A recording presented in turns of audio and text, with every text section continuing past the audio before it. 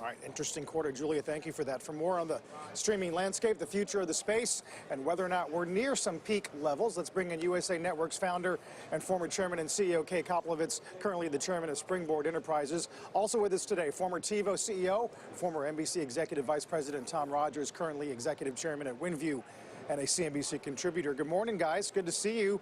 Kay, I wonder, when you hear Hastings say that these rivals with new services of their own are operating at the margin, should he be more worried than he seems to be? I don't think so, and I'll tell you why. They have nearly 140 million subscribers direct to consumer around the globe. They have a lot of data on these consumers, and they're way ahead of the competition that is coming into the marketplace with new direct-to-consumer. We've been saying for the last couple of years, it's going to be a battle for direct-to-consumer, and I think Netflix is way out in front of the competition. There will be competition for them, no doubt, but I do think that they are way out ahead of Disney, Comcast, other companies that have announced their direct-to-consumer plans. It's a very different marketplace. Take HBO, for example, which has 134 million subscribers around the globe, but they only have 5 million subscribers on HBO Go direct-to-consumer.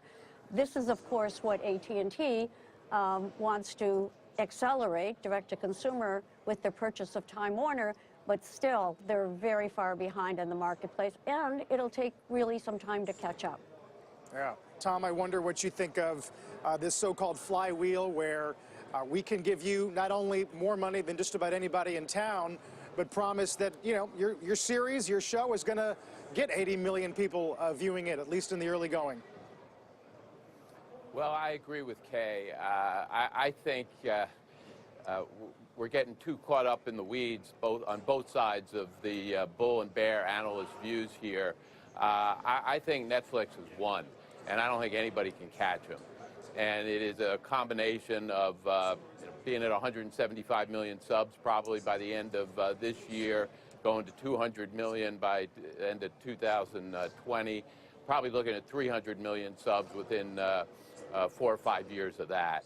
And nobody's going to begin to spend the amount of money on programming, to your point, that they're spending, all wrapped up in a price-value combination that I don't think anybody can touch. I think instead of asking the question, you know, what about the competitors that could be nibbling at them and focusing on a small revenue miss here by Netflix or foreign currency issues, the real issue is what are the constraints on their competitors? And Disney is the one that is pointed to the most as the most logical, big-time, traditional media competitor that could really go at Netflix. But when you look at the constraints on Disney, it gets to be a really hard case that they get anywhere close. First, that I just want to piggyback on that. And Kay, we're talking about Netflix versus the others as if there's only one winner. But all of these media companies have to transform in order to survive. When you look, for instance, at what NBC Universal, our parent, announces that it's doing, it seems very advertising driven, and I'm not sure if protecting the ad model is going to get them the data they are going to need on individual viewers. What's your thought on the strategic positioning there? Well, I just think that Comcast, NBC Universal, Disney, they all have to develop their direct-to-consumer. And whether or not they do it with advertising is going to be, I think, something that they're going to have to wrestle with themselves because Netflix doesn't. And I remember back when HBO started, the networks did not want to have HBO have any advertising, and they were excluded from advertising to their benefit, actually, because the consumer is paying for Netflix and other direct-to-consumer paying directly. And maybe some of them will develop a model that will be paid directly this amount, pay less amount, and get it with advertising. Obviously, there are some models like that in the marketplace, but I do believe that the consumer mind today is, I pay for this, I love it, I see it without commercials. And so the model that the others have in the marketplace with advertising, I think is going to be challenged. Tom, what happens to the companies that haven't actually announced or haven't said they're starting to develop a streaming service? I mean, I look at all the uncertainty around CBS and Viacom right now, and there was a Moffett-Nathanson note out just yesterday arguing that a merger there is a foregone conclusion. If you look at Dish, I know they have Sling TV, but if you look at Dish, I mean, it was one of the worst performers in the S&P last year. I don't think anybody's paying very much attention to its streaming service. What about some of these names? Well, I think they could play in the streaming world. On-demand streaming services is where the action is going to be for viewers. Talk a lot on the network about, you know, are we going to see a downturn in the economy? Are we going to see a recession? I think the cord cutting that will ensue if we do hit hard economic times is going to hugely accelerate.